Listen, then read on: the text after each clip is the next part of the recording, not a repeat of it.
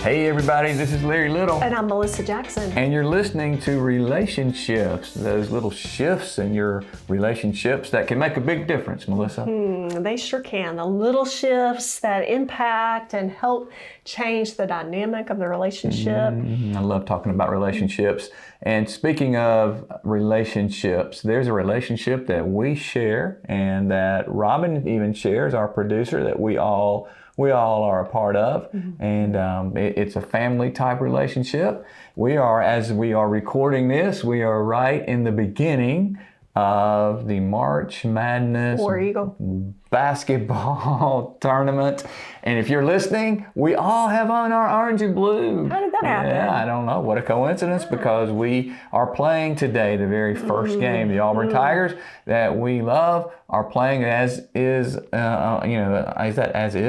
are anyway a lot of other teams. All right, they're all starting today and this weekend, this week and this weekend. It's going to be fun. I love this time of year. It is going to be a lot of fun. A lot of fun. Okay, to get through today. So we all did this little bracket thing that I sent out, right? First of all, who did you pick to win? Well, I mean, who do you think I picked to win? Just checking, making sure. Yeah, War Eagle. Yeah. I mean, really, do you have to ask that question? Well, here's my thing. See, I did like 3 brackets, right?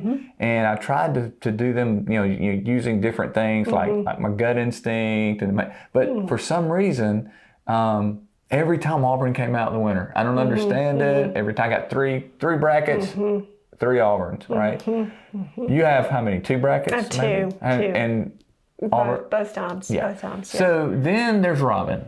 Robin did 4 brackets. Our producer, in case you're wondering and listening, who is Robin? Robin is the one that makes all this happen. Very logical. Very She's a camel. She had 4 different perspectives. She did one with her head, one with her heart, one with AI. I think you did AI, and then just the stats. Yeah, she did one with stats and kind of went through. So she had, Robin, how many different winners did you have? 4. See, she did 4 different winners. 4 different. Do you remember one of those that she picked? Do you remember one? She shared this with us, and one.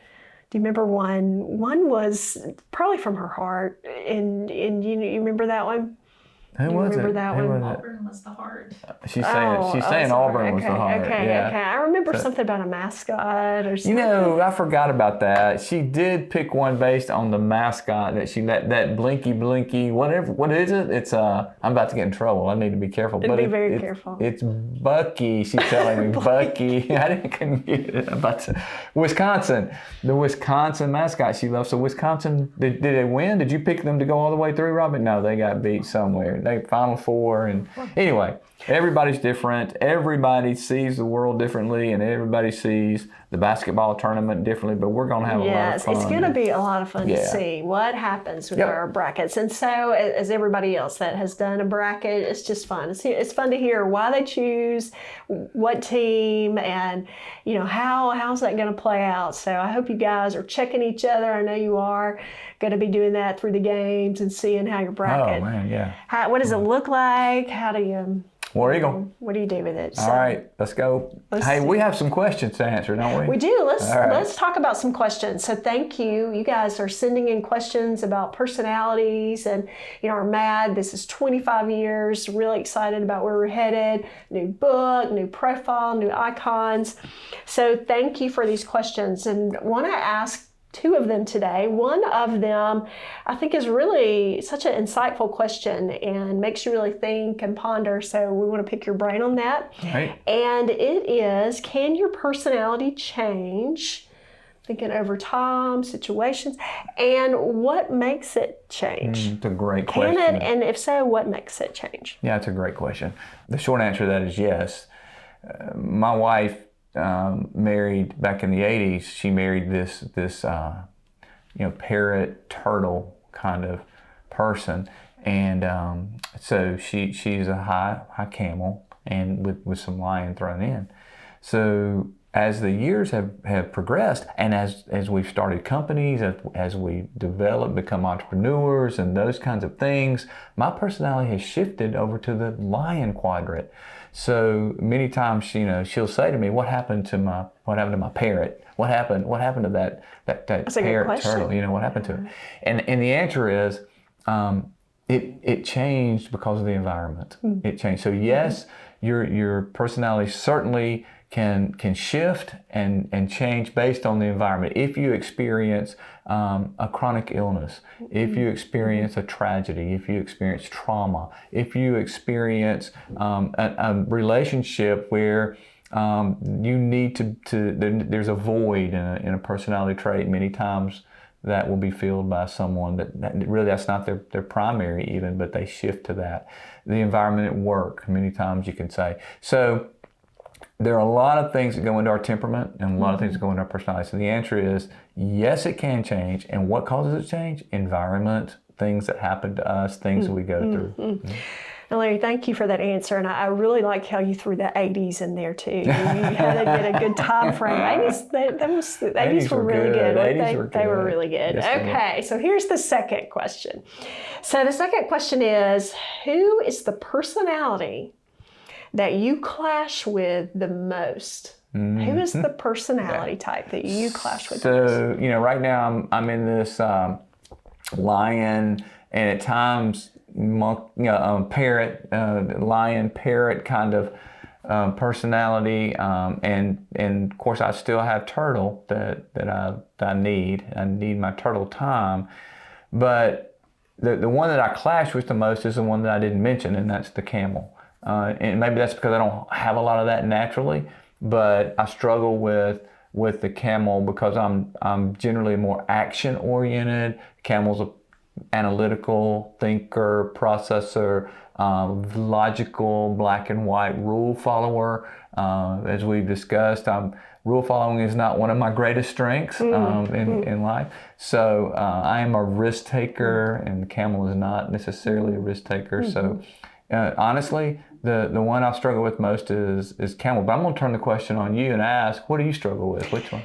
As you were talking, I was thinking about the DNA too, and how the quadrant, diagonal to yours is the one that you struggle with. And so, I think for me, it's probably the diagonal 2 when I'm in lion mode. So that would be the turtle. When the turtle is so slow to respond, or so in thinking and processing and pondering and doing what they do best at, really internalizing that and mulling over it and, really thinking about the different scenarios and people and then, I'm like, let's have some action. Let's just have some action. So, and it is, that can be such a weakness of mine. And so that diagonal quadrant, it can create some clashes, which that's what we're talking about today, right? We're talking about conflict and how to deal with conflict and what is conflict and how does it take place really, and what do we do with it with our personalities. And so I want to dig in and get some nuggets. Let me say this before we move off that question really quickly. The fact, and you mentioned it, you touched on it, the fact that quadrant, that diagonal, means that that camel has strengths that are my weaknesses, and that turtle has strengths that are your weaknesses. So conflict, learning to work through some of that conflict and finding the good in that, finding the strength in that is important as we talk about conflict today. It is, because we need each other. It takes a village to be strong and to learn and grow, and especially to understand personalities. And so we want to talk about that today and look at how do different personalities deal with the conflict, what is the conflict, and then kind of dive in a little deeper and talk about some specific areas of conflict that are natural, that take place consistently in relationships, so we can normalize some of that. Good. Let's do it. Well, here's the first thing about conflict, I think, Melissa, is conflict is inevitable. Everybody's going to have, and conflict I remember going and trying to learn about conflict because I had the mindset that conflict was bad. Years ago, conflict is bad. And I think that's a normal mindset. I think it is in relationships and in teams and companies. There were teams that were avoidant. They didn't like it when I would talk about having conflict is essential for a healthy team. It's also essential for a healthy relationship, I would say. If you don't know how to navigate, in fact, if you don't have healthy conflict in a relationship, I would say that it's a toxic relationship. Well, you're going to have it. It's either going to be external and you're going to be aware of it because it's so external, or it's going to be internal. That's right. And sometimes you're not aware of it, but things are going on internally and there's conflict there. Like you said, conflict is inevitable. Yeah, and it's good. It brings different perspective. It brings diversity. It brings newness and freshness of thought. Yeah. Just because you disagree with someone doesn't mean that's a bad thing. Yeah, but you do have to realize, what is your mindset on conflict? What does your history tell you? What are past relationships tell you? What did you learn? Yeah. Growing up, what were those things that really kind of defined conflict for you, so you can look at it head on and figure out, what do you want that definition to be in your life at this point, this season? So let's talk about and look at the personalities and in general. Those that kind of can deal with conflict, those that can navigate conflict, or kind of like a little bit of that because, there's some passion there, there's some emotion there. Talk to me about those types of people and individuals. How do you address, what do you do with that? How do you address the conflict? And there, if you take a step back and think about conflict, there are two types of personalities that like to deal with conflict from an extroverted perspective. They are verbal. They like to talk it out. They like to go out. And that's the lion and the parrot. Those two love that. So they're verbal processors, verbal conflict. They externalize conflict.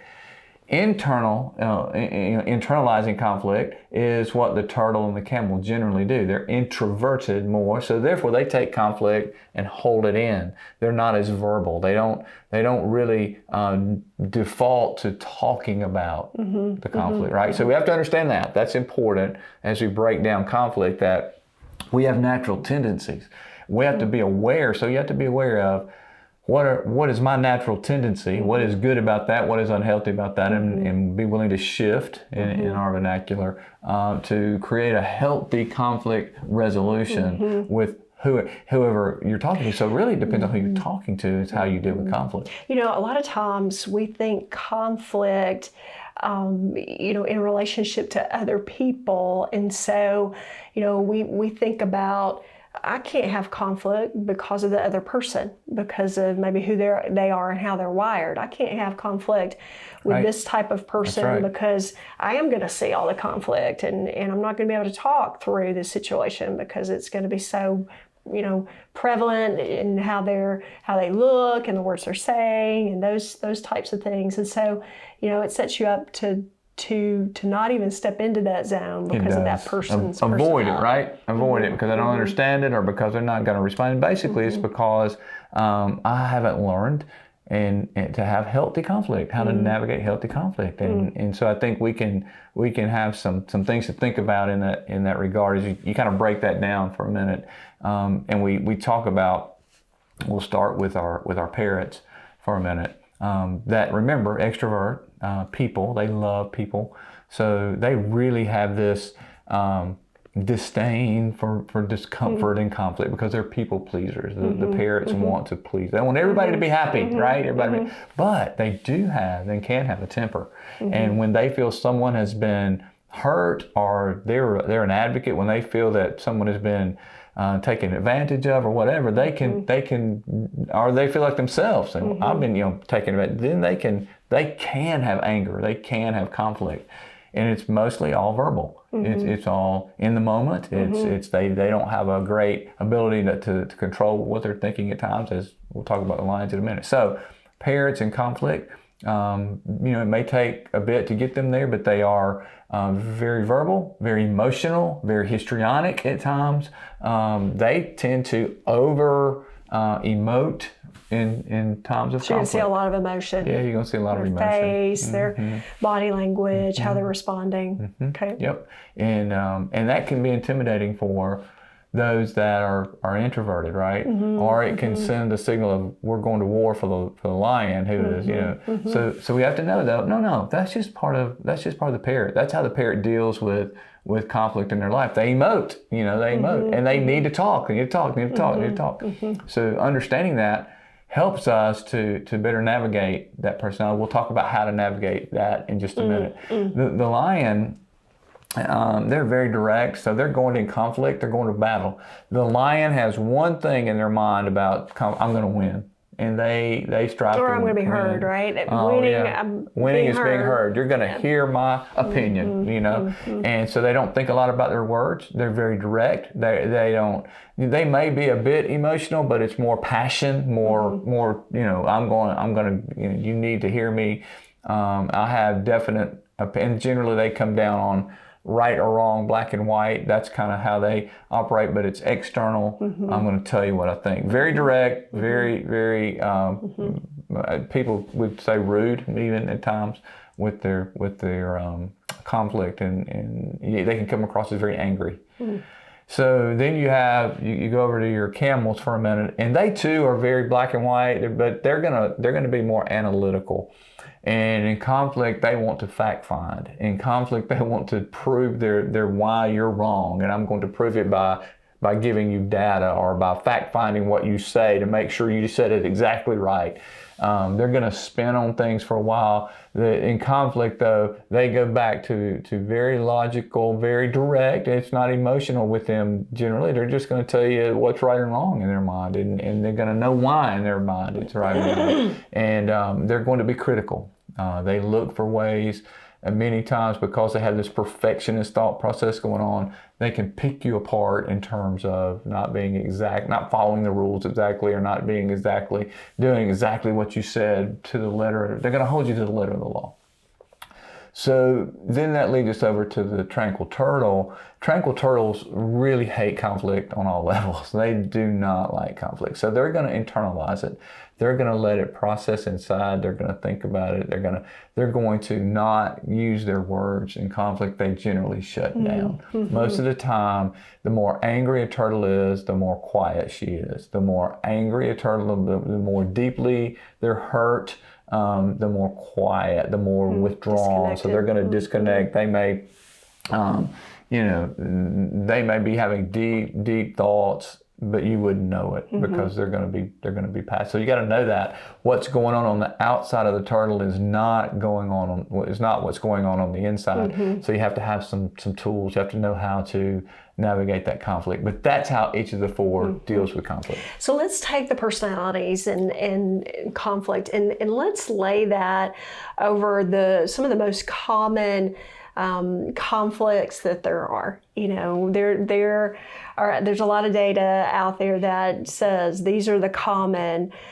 issues that create conflict on a general basis and ongoing. So I want us to walk through this and talk about this and how do we make sure we're dealing with conflict in a healthy way? Because I think some of these might have a tendency to lean towards a certain personality. So I'm going to walk us through 5 here. So the first one is a lack of clarity. That, there's not good communication going on where two people feel clear on what the issue is. They might be misunderstanding each other on truly what is the issue. So a lack of clarity. If you have two introverted people, how does that just kind of mushroom? How does that take place? Yeah, it's so common, and we think there's clarity, but there's really not. With two introverted people, it happens because they're not using their words, because they're not verbalizing, they're not talking, they can't get to the place where we are talking our way through this problem. They both have strong opinions. They both have a conflict. So many times it just sits and it grows because they're not dealing with it. So there's got to be a way with two introverts. Sometimes we'll talk about this when we talk about how to resolve conflict with turtles. Sometimes the best methodology is to write a letter and use those words, write them down. But in the moment, if you have two introverts, and let's just say two turtles or even a turtle and a camel, they're not good in the moment. They just are not. They need time to think through. So many times the second piece is maybe set a structure. We're going to talk tomorrow at 7 o'clock. Let's you and I talk. Give that turtle time to get ready and get prepared for in the moment conflict generally creates unclarity and miscommunication and things that are unclear, creates a lack of clarity with two introverts. So to resolve that, you're saying that there needs to be some path forward for conversation, if it's written or setting a time, but something that brings some structure to that. Another here common conflict is misreading nonverbal cues. So, you can think about two extroverted personality individuals, and maybe there's a lot of nonverbal cues, and maybe there's some misreading of that, some, coming up with their own perspective of what that person is saying. How's that handled? Yeah, here's what happens. Let's say you have two extroverts. Let's say you have a parrot and a lion. The parrot's generally pretty good at reading a room until he gets emotional. And when that emotion takes over, their EQ goes out the door. They're emotional, so they don't read the room. So they lose their EQ. They lose their EQ because they're down. just emoting. Emoting consumes them. The lion is never really good at reading a room. They just they're gonna move forward because they don't want to. They don't care. So there's some. I say they don't care. They don't slow down long enough most of the time to understand what's going on in the other person's mind or heart.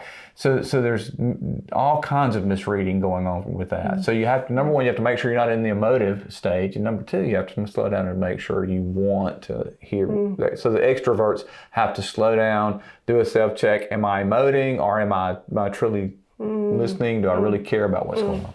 So another one here is preconceived notions, and so stories, get put into someone's thinking. They're creating their own story around the conflict. They're creating their own perspective on what has happened. What personality tends to do that, or do they all? And then, what are some solutions around that? Yeah, every one of those personalities can do that in a different way. The turtle, because their processing internally tells themselves a story. When there's a lack of an ability to communicate truth, we're going to make our truth.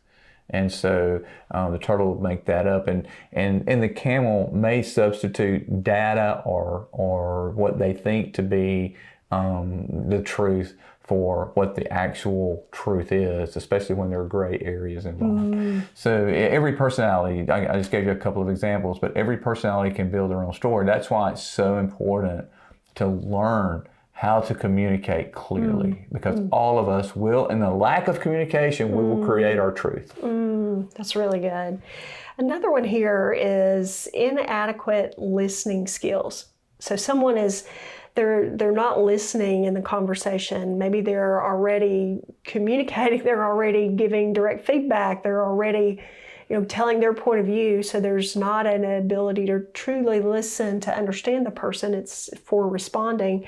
So how do you deal with that in conflict? I remember this, that listening skills, it's not a personality. One personality shouldn't be better than the other. It's not driven on personality, because the turtle, even though they may look like they're listening, they're probably shut down and not listening, even though they're quiet. Just because you're quiet doesn't mean you're listening. So it's about learning, choosing to learn the skill of listening. It's about choosing to learn how to listen. That's a choice. That skill can be developed. That muscle can be grown by practice, by learning good listening skills, by not trying to answer a question, but if you ask it, let them answer without you coming back with your own thought process before they have a chance to respond. It's about slowing down, not having an answer in my mind before you finish what you're saying, but being curious and learning to ask questions from you and truly hear what the response is. And that takes discipline, very honestly. It just takes being understanding what nonverbal skills are. How do you nonverbally listen? How do you verbally be quiet and listen? How do you become a question asker instead of a demand giver? Those kind of things. The last one here, I think, is kind of a deep thought. And that piece is someone's trigger being triggered. Something is going on inside of them, that the conversation, the conflict, the dynamic has triggered that person. And so they don't have the skill, they don't have the ability in the moment to deal with conflict. So talk about that one. I think it's really important that we all recognize first our triggers. We have to be self-aware of, this is a trigger for me. Maybe I had a past that was hurtful. Maybe something happened traumatically. Whatever it is, that triggered in me. That's what a trigger is. A trigger is a stimuli, something that causes an emotional reaction internally. It could be totally irrational, could be rational. It doesn't matter. It causes an emotion. So we have to recognize our own triggers, and then we have to step away. And if we recognize that, and if you really are in a relationship that's close, you recognize when maybe you have caused a trigger, or when you, through conversation, something has triggered the person you're talking with. So it's important. Recognize, when you have caused a trigger, but really it lies on the person who has those triggers to be self-aware. Hey, that's a trigger for me. I need to step back. Let's continue this later. The wrong thing to do is to push through a trigger, because I have to own my triggers. I have to know how to deal with them. I have to have a process for going back and then coming back and engaging you. I think there's so much work that can be done around these common conflict areas. And sometimes that may mean, we need to do a course, or we need to read a book, or we need some coaching or counseling, or we need to just slow down and spend some energy on, recognizing and learning how to deal with conflict so our relationships can be stronger. It's a game changer if you recognize those triggers in your own, think about what is it that triggers that emotion in you. Because once that's triggered, you can't have a healthy conflict. Healthy conflict is over. Let me give this to us as we wrap this thing up, because I know we could talk about this all day, and I love this, and it's so good, and hopefully we've helped. But I do want to give just something for each personality, that if you have a relationship with this personality, some things you need to remember. That'd be Great. good. Let's start with our parrot. Just remember, parrots are emotive. Give them space to emote. They solve conflict verbally. They need to talk it out, and they need to know at the end of the conflict that you have resolved it and that you still like them. So remember that you care. They care about you way more than the conflict. They want to know, do you care about me? So make sure when you're in conflict with a parrot, let them process it through verbally. Let them emote. And remember, the healthy conflict is we both come and we both are heard. We may agree to disagree, right? It's about resolving, meaning we've been heard, not necessarily getting someone to say, I'll win or you're going to do it my way. So at the end of the conflict with that parrot, make sure you validate them as a person. Hey, you matter. I know we've had a hard day. I know we've had a hard time, but I truly love you, or you really are important. Whatever that is, use those words. Yeah. Let the parrot have space to emote, and don't take that personally. They're just emoting. For the lion, realize that this is a competition.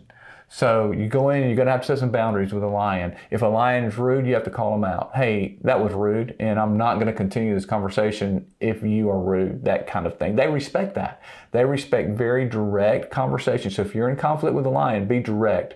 You're not going to hurt their feelings. You're not going to offend them, more than likely. Just be very direct. I don't like that you did this. All right, you did this, and I felt this. And I need you to hear me. Slow down and hear me. Tell them what you need. Be very open. They don't have good ability to know what you need or feel unless you use your words. And that's very uncomfortable for some of us, but you've got to do that. So be direct. Tell them what you're experiencing, what you need, and let them own that. And then let them realize when they come back at you, their words are their weapons. So if they cross that line and become overly aggressive or overly rude, you need to call them out on that. And you need to say, I need you to listen. I need you to stop talking and listen. So for the camels, when you're in a conflict with a camel, they need you to hear their details. Let them tell you for the detail of how to make the watch. That's whatever the conflict is. Let them have time to process and have the details, because they want to prove to you that they're competent. The really most important thing in conflict with a camel is for them to know that you believe they're competent. They have the details. They have the facts. Don't be offended at their nitpicking. Don't be offended at their criticism. But say, and the same thing with that lion, these task-driven person, say, I need you now to listen to me, or I need you to understand what I'm feeling over the facts. I need you to hear me. Those kinds of things work with camels. And then our turtle, there needs to be some time. Turtles are not going to enter into, they don't think verbally. They need time to process. Many times using a letter, read this letter, and then let's talk about it tomorrow. So you have to be comfortable to sit in silence with that turtle. You need to slow the conversation down and be okay with just being quiet and letting that turtle respond to you when she's ready, when he's ready. And there may not be a lot of words. Slow your thought process down, slow the whole experience down so the turtle can feel like they can be heard in that conflict. Such valuable wisdom and such good responses to challenge all of us. We all need to make those little shifts in our relationships to be able to have stronger relationships. And it takes dealing with conflict, it takes learning. It's a constant opportunity for us to develop. You said it just right. I'm still learning and growing, and just because I know all this stuff doesn't mean I get it right? But I'm trying, I'm learning, and our relationships are important, and they're worth the effort, aren't they? They're worth the work that we're putting in. Keep working, keep growing, keep shifting. And speaking of shifting, it's time now to shift, Melissa, to the favorite, the most sought after part of this podcast. You know what it is? I do. And let's move from conflict to comedy. I love it. Let's do it. That's so good. So this dad joke is my favorite part. The dad joke. This dad joke is dedicated to our very own Robin. So this is Robin, our producer, because Robin is a sci-fi person. She loves some sci-fi. So we're going to give her this dad joke is for her. Okay, is that all right? I love it. All right, here we go. So how many ears does Captain Kirk have? Captain Kirk, see, sci-fi. Yep, Captain Kirk. How many ears does Captain Kirk have? You ready? Ready. He has the left ear, the right ear, and the final front ear. Come on, Robin. She's laughing. She's even shaking her head. Hey guys, thank you for laughing with us, and thank you for being a part of this Relationships podcast. You are incredibly important to us. We appreciate the questions and the conversation. Please keep that going. Know that we are here because we believe in relationships and we know that takes work, it takes shifting, and we're going to continue to do that. We're going to continue to shift in our relationships, little shifts that'll make a big difference. Thank you for making a difference.